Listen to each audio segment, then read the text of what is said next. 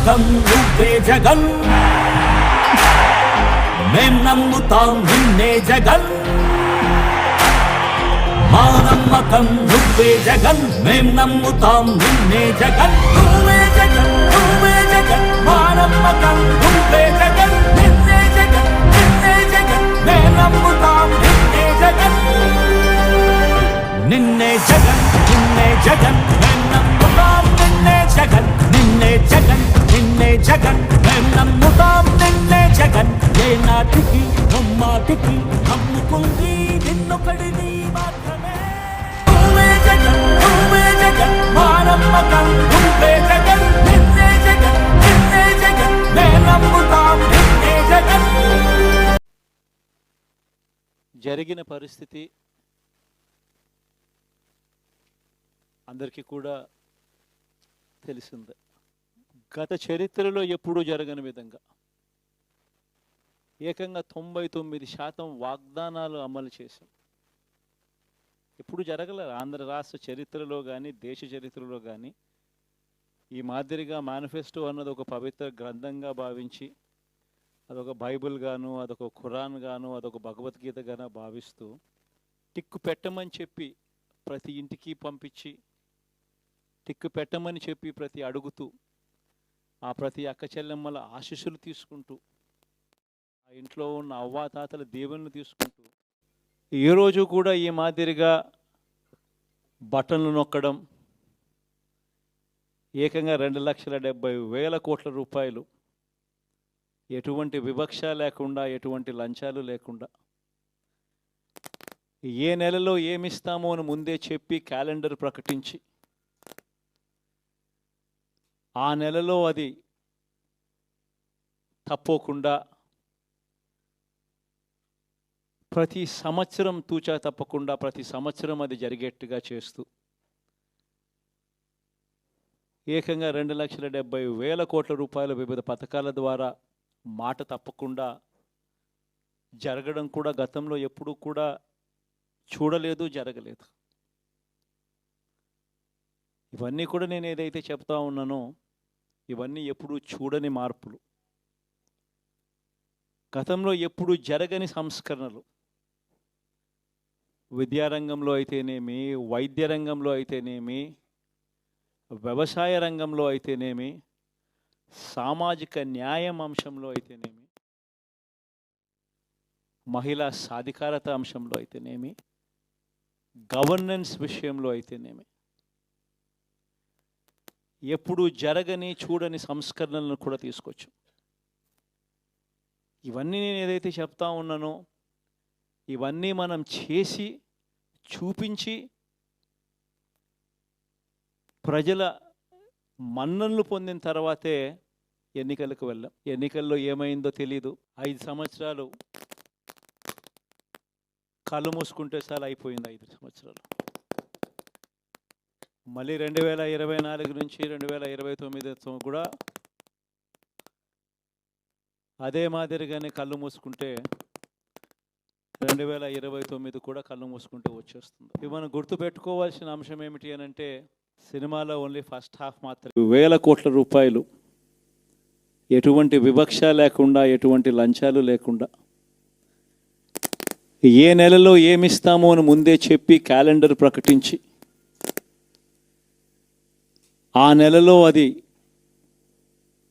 తప్పకుండా ప్రతి సంవత్సరం తూచా తప్పకుండా ప్రతి సంవత్సరం అది జరిగేట్టుగా చేస్తూ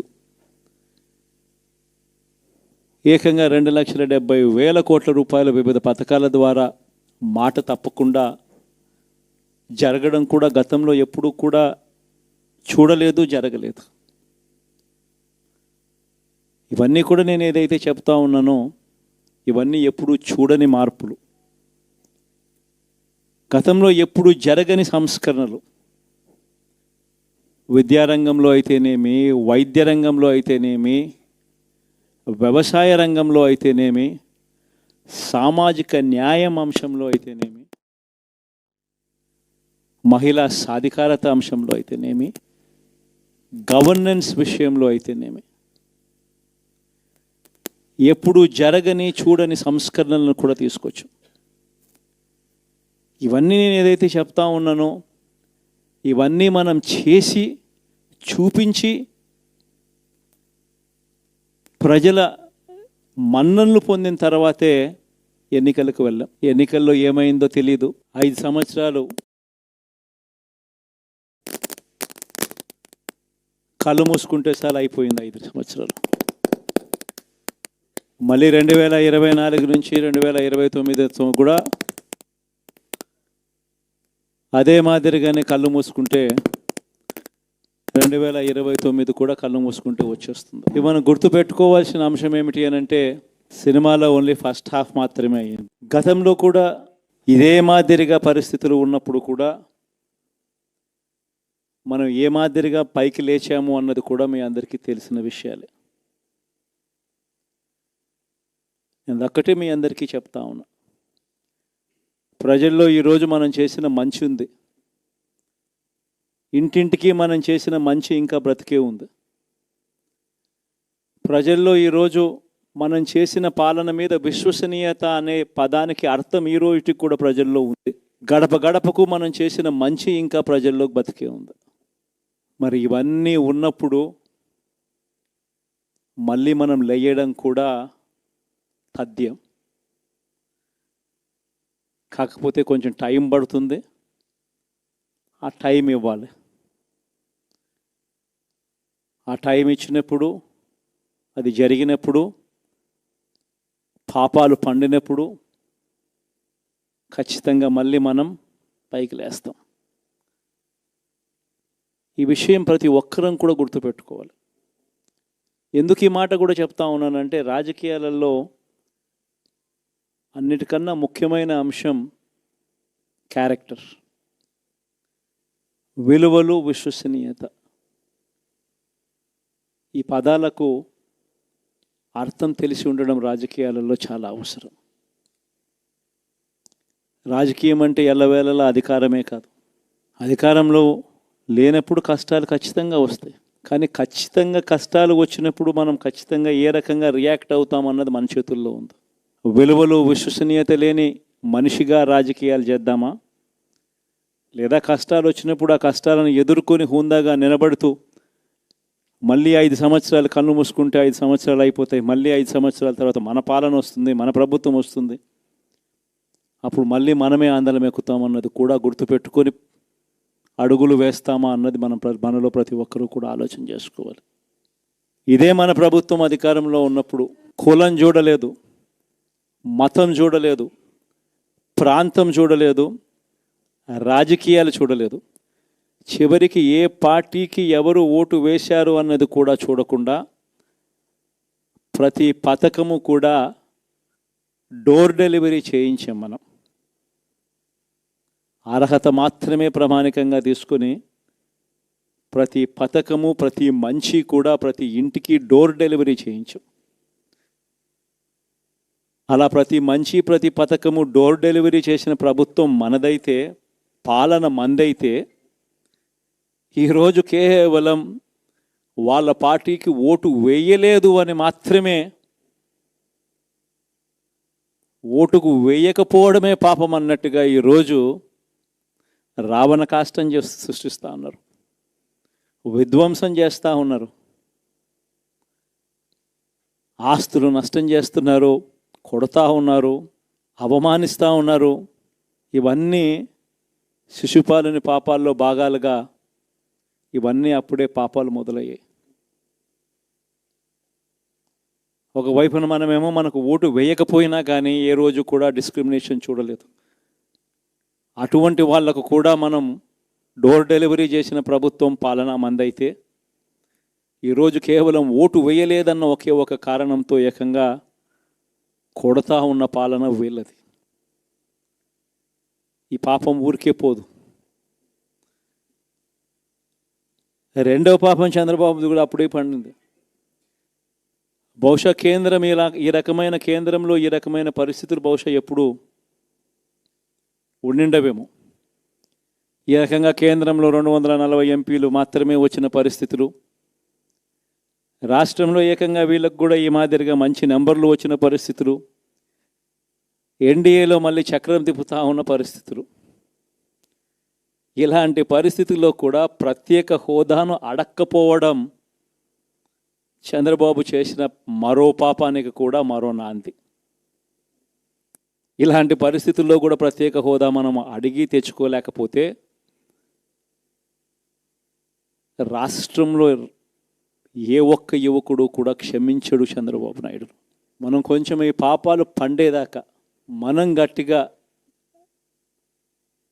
దీన్ని నిలబడగలిగితే, ముందుకు తీసుకొని పోగలిగితే ఈ పోరాటాన్ని ఆటోమేటిక్గా శిశుపాలని 100 పాపాలు ఫాస్ట్గా ఎరోడ్ అయిపోతాయి.